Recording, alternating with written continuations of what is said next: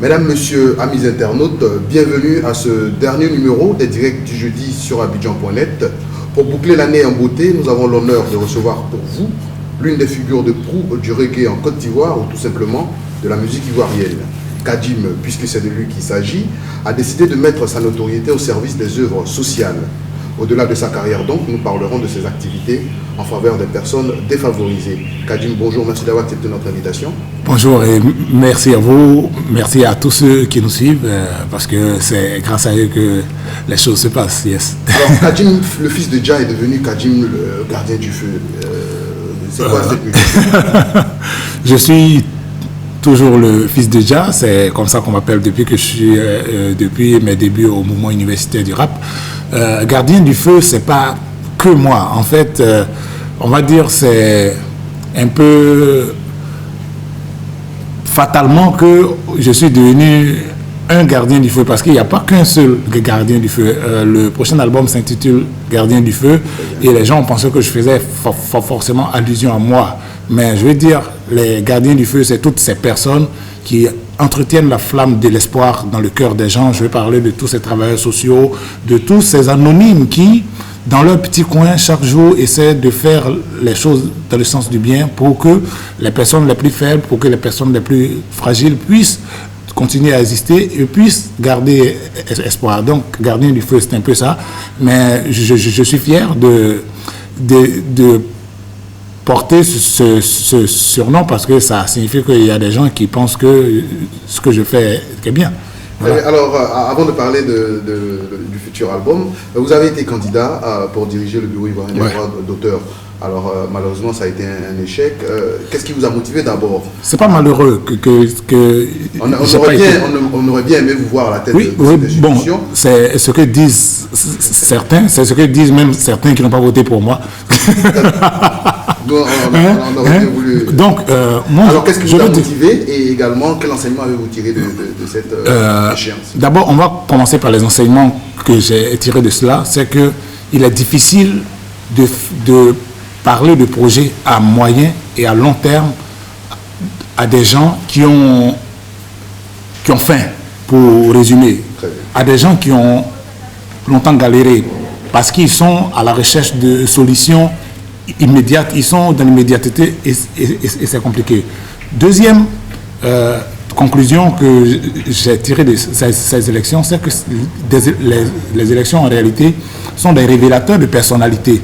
Les gens peuvent vous dire tout ce qu'ils veulent, mais quand arrive le moment d'opérer des choix, c'est là que tu vois vraiment ce qu'ils ont au fond d'eux ou ce qui les motive. Et l'autre chose que j'ai pu tirer comme conclusion, c'est que en réalité, on peut avoir un beau projet, mais si ceux même pour qui on a le projet n'adhèrent pas, on ne peut rien faire. Donc moi, je ne tire pas de leçons vraiment négatives de ces élections. J'ai vu un peu l'espoir que ça suscitait auprès de tous les jeunes. Et puis eux tous savent que je ne suis pas du genre à avoir mis des millions pour faire campagne. D'ailleurs, je pense que j'ai été celui qui a fait le moins de tapage à travers les médias et les réseaux sociaux, tout simplement parce que je savais que c'était un vote qui était inclusif. C'est pas les gens sur les réseaux sociaux qui votent. J'ai fait mon travail auprès des électeurs et je suis arrivé vraiment au plus haut niveau.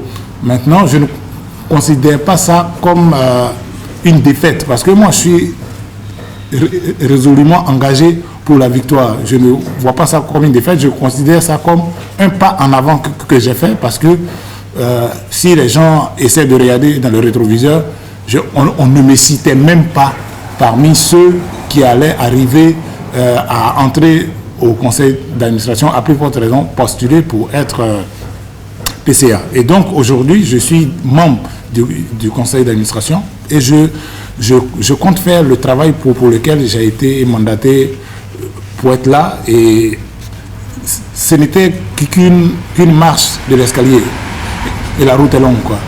On l'a dit tout à l'heure, vous avez décidé de mettre votre notoriété au service des œuvres sociales. Vous avez été récemment aperçu sur le plateau de Ce-Midi à la télévision nationale pour le lancement des projets Opération Prison Propre et Cancer. Alors, est-ce que vous pouvez nous expliquer un peu ce concept? Oui, il est important de revenir sur ce concept parce qu'on est à la 2e édition. Cette année, on a eu un peu plus de visibilité, mais l'année dernière, déjà, on avait fait cette opération à la MACA. Il y a eu des opérations prison propre et conseil à la prison de Bassam. Il y a eu aussi en avril dernier, je crois, à Mans. Et cette année, on a eu la chance d'avoir un peu plus de visibilité. Donc, beaucoup de gens ont vu ce qu'on faisait. C'est quelque chose qui se fait avec et à l'initiative de l'ONG Mboado qui travaille à humaniser un peu plus les prisons, à assainir un peu plus les conditions de vie des détenus et aussi à travailler à leur réinsertion. Parce que si les gens ressortent de prison plus démolis qu'ils n'y sont entrés, c'est un problème pour notre société. La prison, au-delà de son rôle de vouloir faire payer les fautes que les gens commettent, doit travailler à ce qu'ils reviennent dans de meilleures conditions dans la société. Et c'est ce qu'on essaie de faire. Malheureusement, cette année, il y a eu plein d'amalgames qui ont été faits autour de cette opération prison propre et conseil. Je n'ai pas été particulièrement mis à l'index, mais on a voulu faire croire que c'était quelque chose qui était organisé dans le but de célébrer l'anniversaire d'un prisonnier en particulier. Et je trouve que c'est non seulement méchant, mais c'est malheureux. Parce que des centaines de bénévoles donnent jusqu'au dépouillement pour le bien-être de certains des nôtres qui sont dans les prisons. Et l'artiste que je suis a une réputation établie depuis au moins 20 ans. Il n'y a personne qui peut dire que on m'a déjà, même un politicien m'a corrompu ou mis à sa solde. Donc, on ne peut pas essayer de réduire ce magnifique travail qui est fait par tant de bénévoles et tant d'artistes à un fait qui est pour moi un fait trivial et folklorique. Je veux dire, même quand on organise des manifestations à l'extérieur ici, dans nos villes, c'est des manifestations qui sont sujettes à la récupération et à la manipulation. Maintenant, quand on l'organise dans le cadre d'une prison, c'est 100 fois plus difficile. Et je n'ai pas trouvé gentil du tout, je n'ai pas trouvé professionnel du tout qu'on prenne des images sorties totalement de leur contexte pour jeter l'opprobre sur une opération qui est, je le dis encore une fois, quelque chose de vraiment magnifique. Et j'espère que Yakou le Chinois, parce que c'est de lui que les gens parlent, ne sera pas l'arbre qui cache la souffrance de toute la misère que vit un certain nombre de détenus dans notre pays. L'ONG n'a pas été invitée par Yakou le Chinois. L'ONG n'a jamais été invitée par Yakou le Chinois. Il s'est passé qu'au cours de cette opération, on s'est retrouvé à une date où Yakou le Chinois disait être la date de son anniversaire. Maintenant, que des chanteurs lui souhaitent joyeux anniversaire, mais c'est leur choix à eux. Les personnes qui ont véhiculé ces images auraient pu donner la parole à l'ONG ou donner la parole à ces artistes-là pour qu'eux s'expliquent. Mais on ne peut pas vouloir jeter l'opprobre sur des gens qui prennent de leur temps, de leur argent pour faire des choses pour le bénéfice de leurs semblables. C'est pas bien.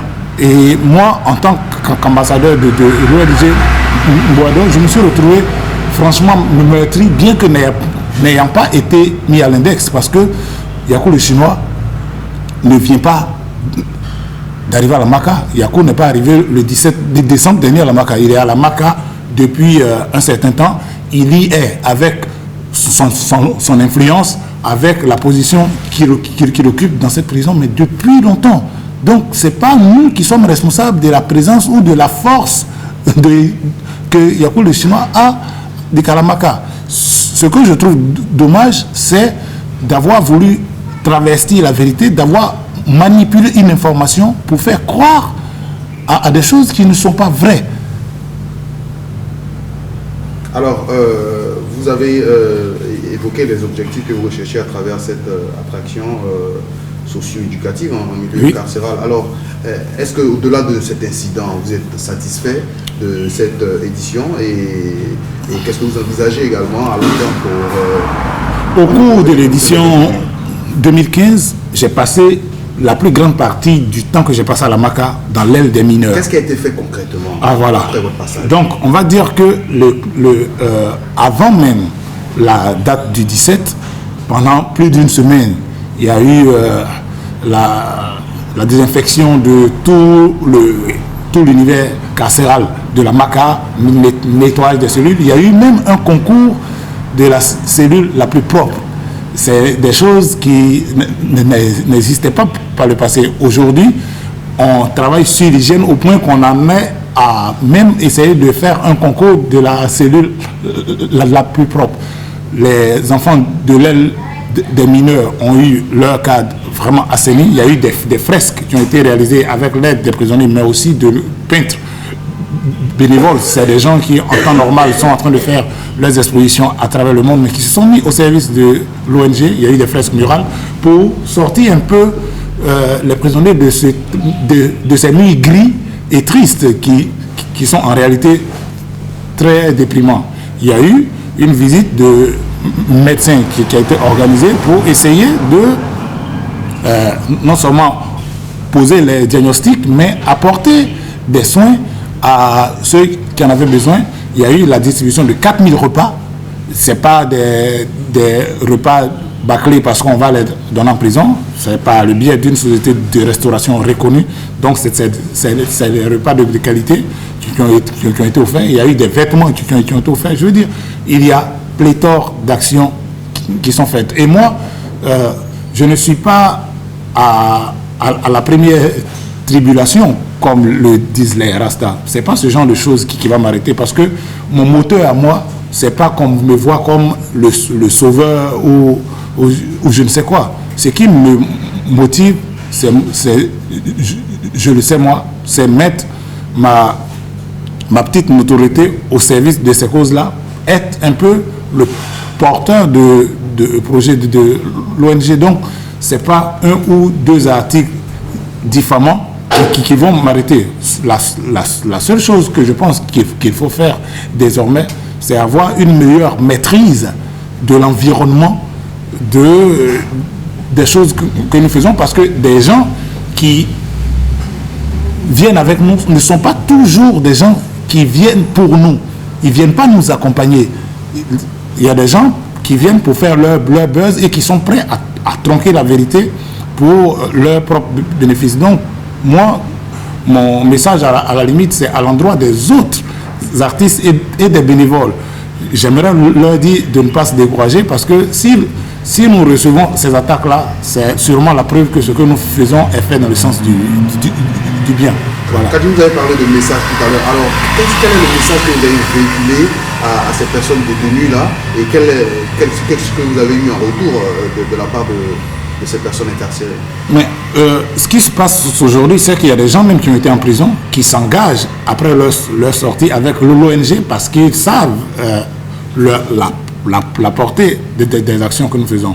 Le message que nous avons à l'endroit des détenus, c'est de leur dire que la prison, ce n'est pas la fin.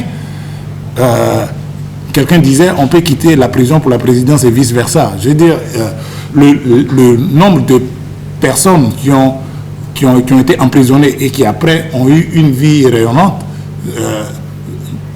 ne se compte plus. Donc, on peut avoir fait une faute et se retrouver incarcéré. On peut même avoir été incarcéré injustement. Mais il ne faut pas croire que parce qu'on l'a été, sa vie s'arrête.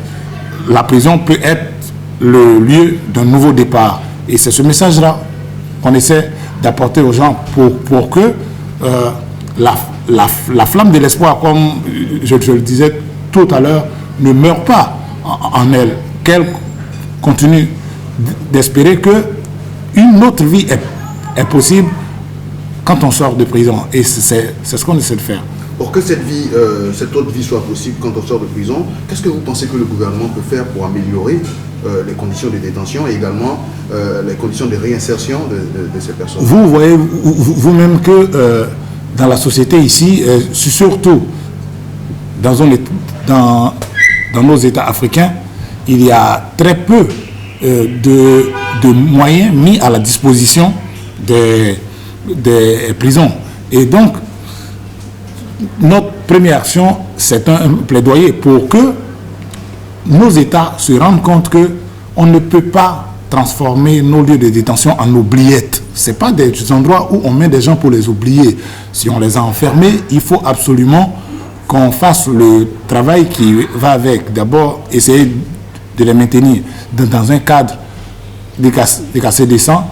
On ne demande pas qu'on leur offre des villas avec toutes les commodités, mais qu'il y ait le minimum pour qu'ils continuent de se sentir humains. Ensuite, aujourd'hui, après les opérations telles que l'assainissement du cadre et autres, je pense qu'il faut axer l'action sur la réinsertion des gens dans la société.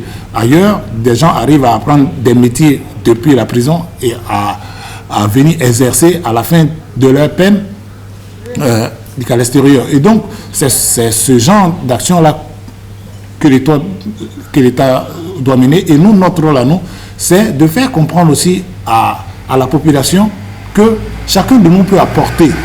Parce que tout le monde le dit, l'État-providence, c'est fini, d'où l'importance du rôle des ONG. Et Mboado n'est pas la seule ONG qui dégage à la MACA. Elles sont nombreuses, il y en a qui se consacrent un peu plus aux enfants, il y en a qui se consacrent aux femmes. Mais je veux dire, il est important de fédérer les forces et de sensibiliser nos gouvernants au sort des prisonniers. La plupart des prisons de nos pays datent de la colonisation pratiquement, et c'est des réceptifs qui sont totalement dépassés. En général, construits pour 1000 ou 1500 personnes, on se retrouve avec 5000, 6000 personnes. Donc il y a la surpopulation en milieu carcéral même qui est un problème.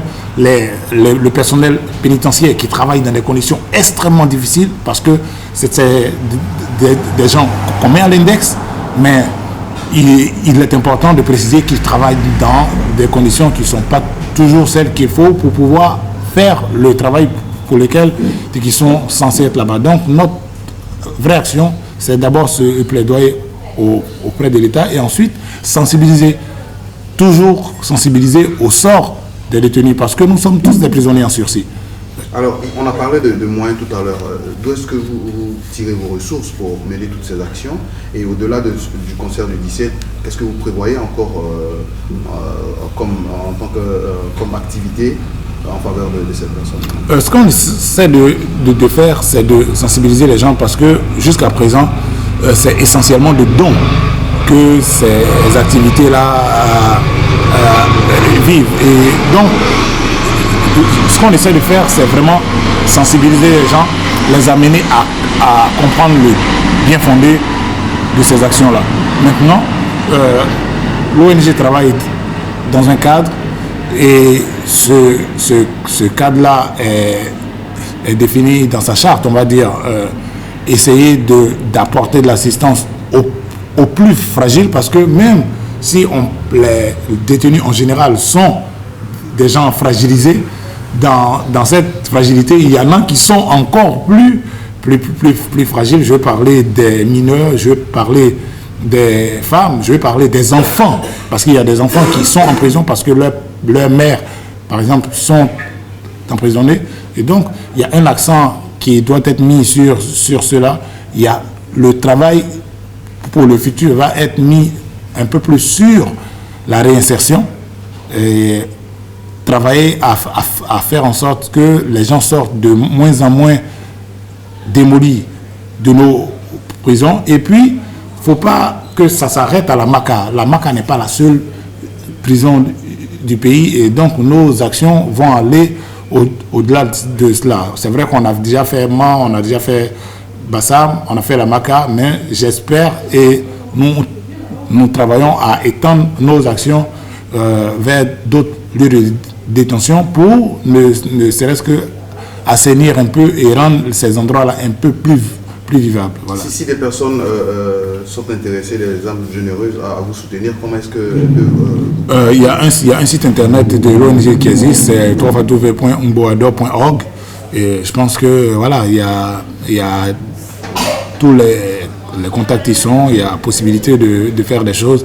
On n'a pas forcément besoin d'argent, on a besoin de matériel, on a besoin de bras, on a besoin de cerveau qui nous aident à poursuivre la réflexion et à faire en sorte que voilà, les choses avancent. Les actions sociales de Kajim, ce n'est pas seulement avec l'ONG Umboador, je prononce bien, j'espère. Il y a également la page blanche et la Croix-Rouge. Alors, quelles sont les actions à venir avec ces organismes? À la page blanche, le travail que je fais, c'est un peu ce que je fais en Umboador, c'est d'être quelqu'un qui met en lumière le travail qui est fait, parce que la page blanche, c'est un centre médico-psycho-pédagogique, on va dire, voilà, qui s'occupe d'enfants handicapés intellectuels. Et donc, très peu de gens savent en réalité ce qui se fait là-bas et très peu de gens ont une idée nette de ce que c'est que le handicap.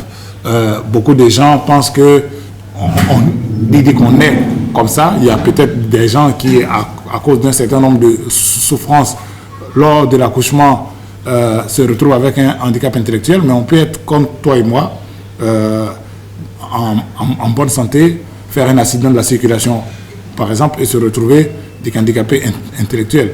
Notre société, nos pays, malheureusement, ne sont pas outillés pour que des handicapés puissent évoluer. Et la page blanche, c'est une sorte d'oasis dans le désert de la souffrance de tous ces parents qui vivent avec des enfants handicapés.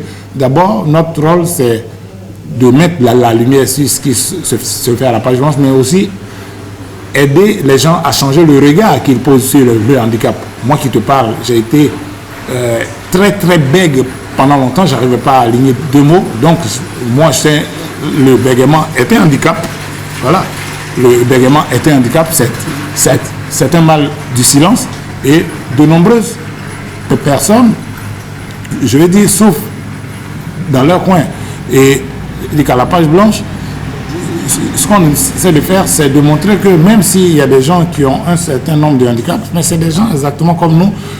La preuve, lorsque nous organisons nos manifestations, vous venez à la page blanche, vous ne verrez pas de visage triste, vous ne verrez pas de pleurs, vous verrez plus de sourires à la page blanche que dans les autres centres. Et puis, j'ai l'habitude de dire qu'on a de très très bons danseurs à la page blanche. Quand les gens viennent à nos manifestations, ils nous voient à l'œuvre. Question de dire qu'on a toujours notre joie de vivre. Moi, mon travail sera et sera toujours d'accompagner ces actions-là, de mettre ma notoriété au service de ces causes-là pour que les gens qui passaient sans s'arrêter s'arrêtent, et si elles peuvent, si ces personnes-là peuvent aider, elles nous aident à avancer. D'ailleurs, le slogan de la page blanche, c'est « Avec vous, nous existons ». Donc, on espère que les gens continueront de nous aider à exister. Alors, qu'est-ce que Kajim gagne concrètement en associant son image à cette action? Mais moi, c'est pas dans ces actions-là que je gagne ou que je cherche à gagner ma vie. J'ai de nombreuses activités pour exister. Et c'est quelque chose que je dis à presque tous les jeunes avec qui je travaille. C'est-à-dire multiplier les activités qui vous permettent de vivre.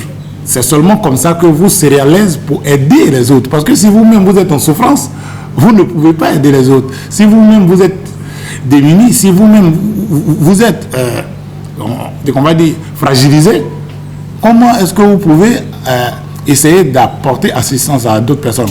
Quand on ne sait pas nager, on ne cherche pas à sauver quelqu'un de la noyade. Et donc moi, si on me voit justement exercer de nombreuses activités, je suis chanteur, je suis animateur radio, je fais un certain nombre de choses pour me permettre de gagner ma vie, et maintenant de prendre sur mon temps libre pour faire ces choses-là, parce que au-delà de l'aspect business, un artiste doit apporter quelque chose à sa communauté. Et c'est ce que j'essaie de faire.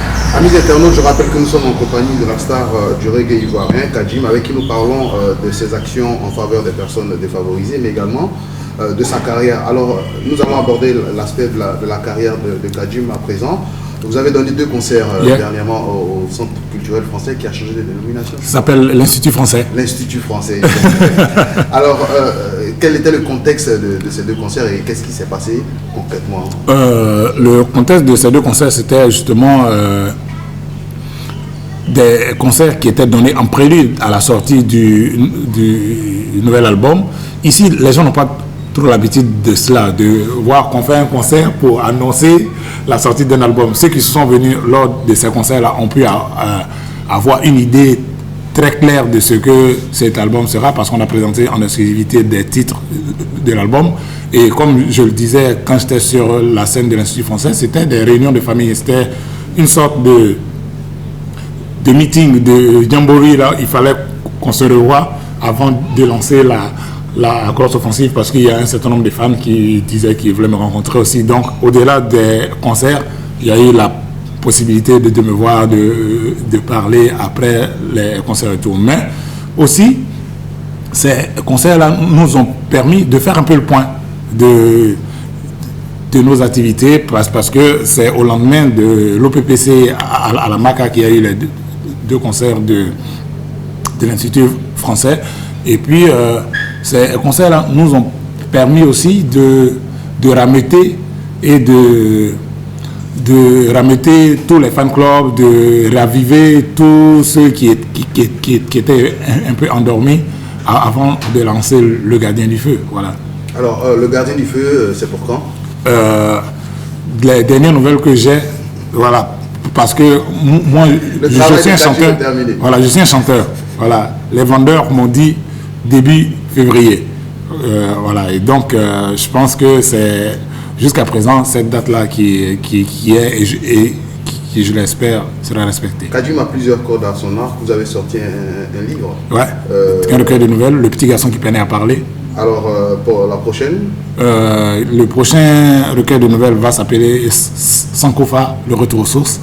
Et actuellement, pas plus tard qu'hier, j'ai discuté avec mon éditeur. Le souci est qu'on va sortir un album et on ne peut pas sortir un livre juste après. Donc, je pense que ce sera sûrement pour la fin de l'année 2016. Tout dire, Kadjim continue d'écrire. Oui, je continue d'écrire. Alors, vous avez quitté une station pour une autre. Ouais. Vous êtes maintenant, vous avez déposé vos valises à Alpha Blondy FM. Oui, je suis à Alpha Blondy FM et je suis depuis quelques jours le nouveau directeur des programmes d'Alpha Blondy FM. Voilà. Alors, comment vous vous sentez dans votre nouvelle tenue de directeur de programme? C'est un costume qui est lourd, je dois l'avouer, mais c'est un bon challenge. Et puis, j'aimerais vraiment remercier le PDG pour cette confiance. Moi, je suis de ceux qui pensent qu'on est une radio qui est destinée à devenir une des plus grandes du pays. Déjà, en moins d'1 an d'existence, on a pas mal d'aficionados. Ce qu'il y a à faire, c'est de continuer à travailler. Et dans mon nouveau rôle, je vais m'impliquer au maximum pour faire de cette station une des préférées des Ivoiriens. Avant de terminer, Ras Goudiband a reçu le prix du meilleur artiste reggae cette année. C'est totalement mérité. C'est quelqu'un que j'apprécie beaucoup. Ras Goudi est un de ceux que je connais depuis, je crois, 94 ou 95. Et ça a été un des plus actifs, un des plus actifs de la scène reggae en 2015. Il a sorti son single Efeli, qui est une belle œuvre. Et puis, je veux dire, il était temps que le travail et le mérite de quelqu'un comme Ras Goudiband soit reconnu. Et c'est quelque chose que je salue. J'espère qu'il va confirmer l'essai, comme on le dit en rugby. Là, il a dit qu'il a reçu le prix, mais il faut que l'album qui va suivre confirme cela. Voilà. Alors, Kadjim, je le dis d'entrée, nous sommes aujourd'hui avec le tournons le dernier numéro des directs du jeudi d'Abidjan.net avant la nouvelle année. Alors, avant de terminer notre interview, vous avez l'occasion d'adresser vos vœux à vos fans, aux internautes d'Abidjan.net et à Live.ci également, à toute la Côte d'Ivoire. J'aimerais à tout le monde souhaiter que 2016 soit une année de paix. Ceux qui, comme moi, ont été à un certain moment dans ce pays et qui se sont retrouvés dans les couloirs de leur maison pour se mettre à l'abri des balles et des bombes, ou qui ont eu à se cacher derrière des meubles, savent de quoi je parle. La paix, c'est quelque chose de prépondérant. J'espère que les choses vont aller de mieux en mieux. Je souhaite la paix dans les cœurs de tous. Je souhaite que les Ivoiriens se retrouvent pour parler de leurs problèmes, parce que c'est seulement comme ça que les choses avancent. Et puis, je suis de ceux qui pensent aussi que notre peuple n'a jamais eu autant besoin de reggae que maintenant. Donc, pour 2016, je souhaite beaucoup de reggae dans les playlists de tous les Ivoiriens. Je leur souhaite beaucoup de reggae, beaucoup de bonnes vibrations. Et puis, pour faire un peu égoïste, je souhaite beaucoup de Kajim dans leurs oreilles pour 2016. Voilà. Voilà, pour 2016, je rappelle, amis internautes, que nous étions en compagnie de la star du reggae ivoirien, Kajim, avec qui nous avons parlé de l'opération Prison Propre et Concert, et également de sa carrière, notamment de son prochain album qui sortira, comme on l'a entendu, en février prochain. 2016, oui. Bonne année à toutes et à tous. Merci. Et on se retrouve l'année prochaine. Peace.